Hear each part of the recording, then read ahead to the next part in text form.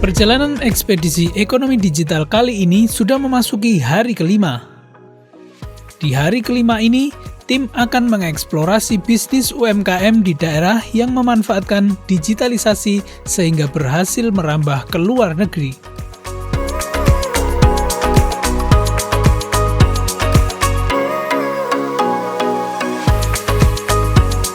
Lokasi pertama yang akan dikunjungi yaitu berada di kota Salatiga.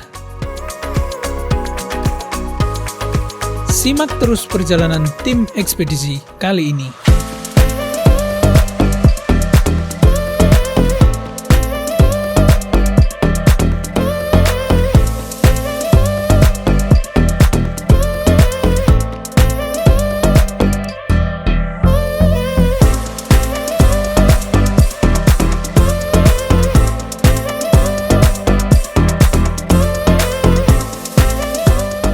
Selamat pagi Sobat Solo Pos, ekspedisi ekonomi digital 2021. Pagi ini saya mampir ke Naruna Keramik.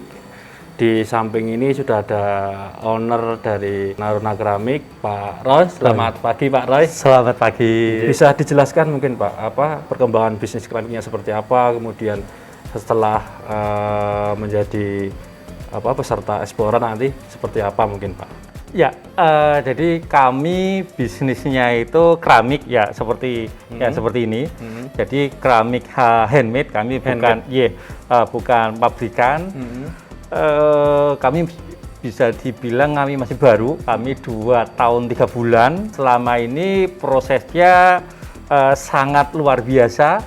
Ya, omset kami naik 22 kali lipat dibanding sebelum pandemi.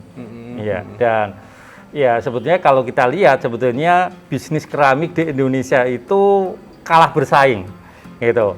Saya mengalami sendiri, saya pernah bekerja di 3 perusahaan yang saya menjadi karyawan terakhir karena pabriknya tutup gitu kan. Dan ini sebetulnya itu terjadi sebelum pandemi. Dari pengalaman itulah saya dan ngajak beberapa teman membuat keramik Naruna ini sedetail mungkin, sebagus mungkin supaya kita bisa menang bersaing dengan produk-produk brand dari luar negeri.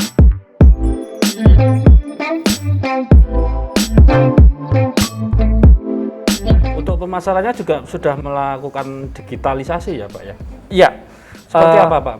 Kami sudah melakukan digitalisasi, jadi memang awalnya kami memang lebih banyak jualan online, terutama kami 1 tahun pertama, kami jualannya itu sudah online Pak? Sudah online. Sejak awal kami sudah online karena kami awalnya dari garasi kecil, jadi kami nggak punya tempat, ya itu solusi yang terbaik hanya online kan, apalagi segmen produk yang kami jual itu harganya menengah atas, harga kami cangkirnya itu harganya 12 kali lipat lebih mahal daripada cangkir-cangkir yang ada di produk di pasaran. Ya, terus kami selalu mengembangkan, Pak. Jadi yang kira-kira menarik untuk dikembangkan dengan medsos atau apa itu kami pakai semuanya. Menyesuaikan dengan pasar ya Pak ya. Yeah. Ke depan mungkin juga ada pengembangan pemasaran digital mungkin ya Pak ya. Yeah.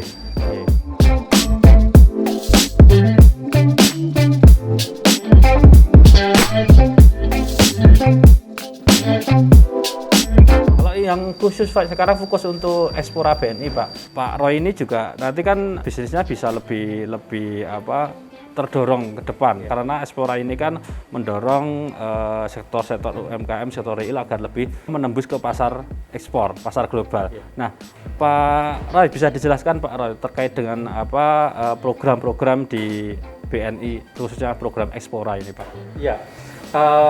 Ya, program-program menurut saya di BNI sangat bagus sekali ya.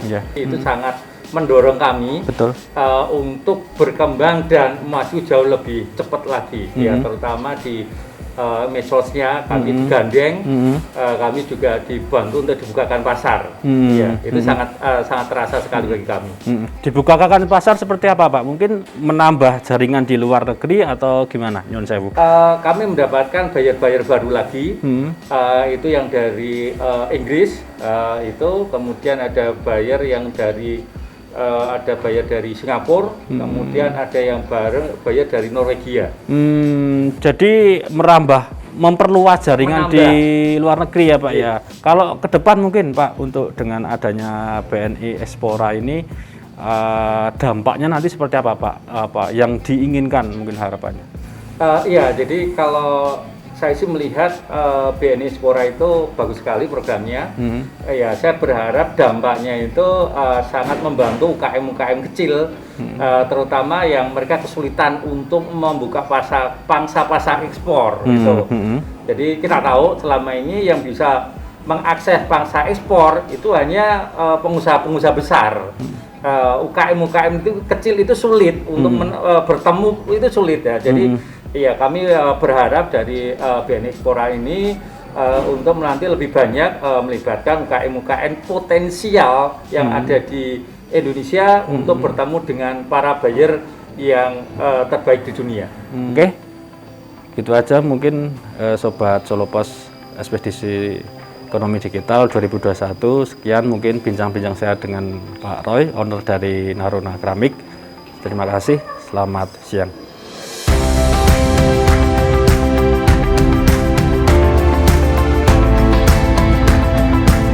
Setelah berbincang dengan owner Naruna Keramik, tim langsung bergerak ke lokasi selanjutnya untuk menemui pelaku UMKM lainnya.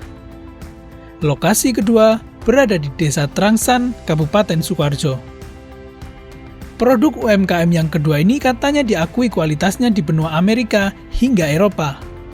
Kira-kira seperti apa sih produknya dan bagaimana caranya bisa diakui hingga luar negeri?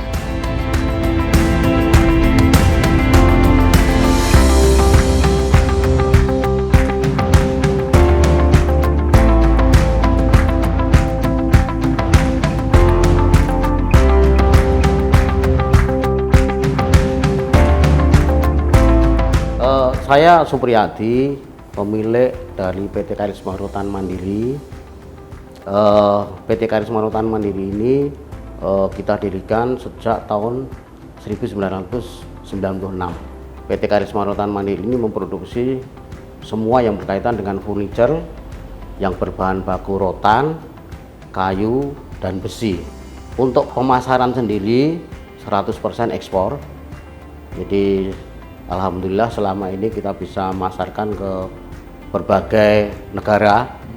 Jadi paling banyak itu di Amerika Serikat, kemudian di Eropanya paling besar itu di Swedia, kemudian Perancis, Belgia, dan Nederland. Ditambah kecil-kecil Finlandia dan sebagainya. Pasar Asia gimana Pak? Pasar Asia baru kita bisa masuk di Cina lewat Shanghai.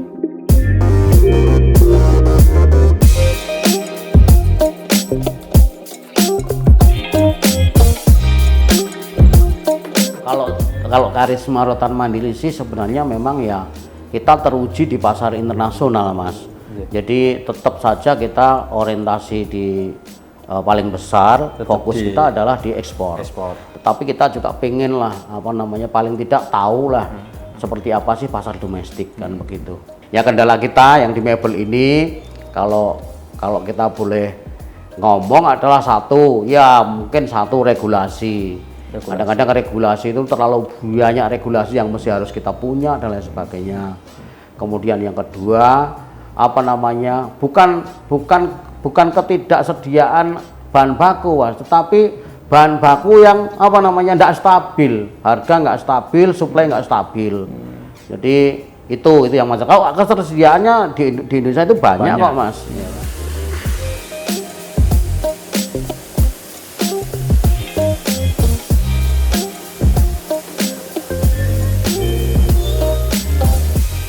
PT Karisma Rotan Mandiri sendiri sih digital sebatas sekarang kan by email, habis itu Instagram. Pasti. Habis itu ikut platform, ya kan? Aplikasi sendiri ada Pak? Aplikasi sendiri belum. E-commerce belum, Mas, karena ya itu tadi kendala kita adalah ekspor, karena kita ekspor dan kita mesti FCL, full container loading. Jadi harus full kontainer, harus full. Jadi kita nggak melayani eceran, masalahnya kan gitu.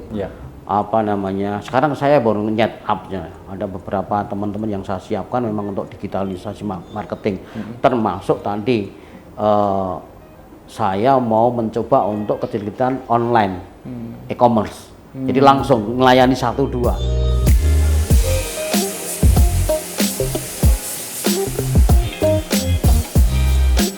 Expora ini saya sangat mendukung, Mas. Expora BNI sesuatu yang sangat-sangat baik. Bahkan ketika, Mas, yang paling penting nih, kunci nih, ketika BNI itu kan punya kantor cabang di luar negeri, yang kemarin saya lihat itu di New York, di London dia, di LA, di Tokyo, di Shanghai, kemudian di mana lagi yang notabene itu adalah daerah-daerah yang butuh mebel-mebel kita. Ketika BNI di sini bisa mengkonekkan dengan BNI yang di luar negeri, kemudian BNI dari luar negeri itu bisa bekerja sama dengan asosiasi-asosiasi pengusaha yang ada di sana, ya kan? Ditemukan di sini ada matching bisnis, Mas, luar biasa. Kenapa? UKM itu kecil sekali, kita punya dana yang sangat terbatas untuk pemasaran. Ketika pemasaran ini bisa diambil alih oleh BNI, yang notabene ketika ada kontrak di situ LC-nya masuk di BNI, ya kan? Kita juga nasabah BNI dan sebagainya, betul nggak? Betul. Nah, duit berputar di BNI itu sangat luar biasa, sangat luar biasa. Efeknya luar biasa. Yang satu yang aku kemarin bilang minta tolong sama BNI ini. Kalau ketika bisa melakukan matching bisnis dengan pembeli-pembeli luar sana, ya kan, dengan kita, itu efeknya luar biasa. Dan keuntungannya semua di BNI kok. Duitnya kan butuh resinan, nah, Mas. Iya. Itu, Mas. BNI untuk Expora ini saya acung jempol. Saya acung jempol, benar-benar acung jempol saya.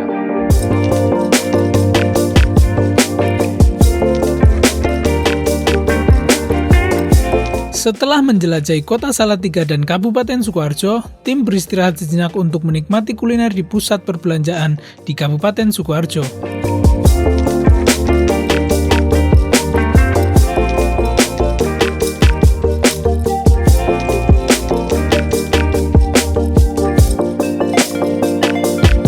Perjalanan tim ekspedisi kali ini belum berakhir.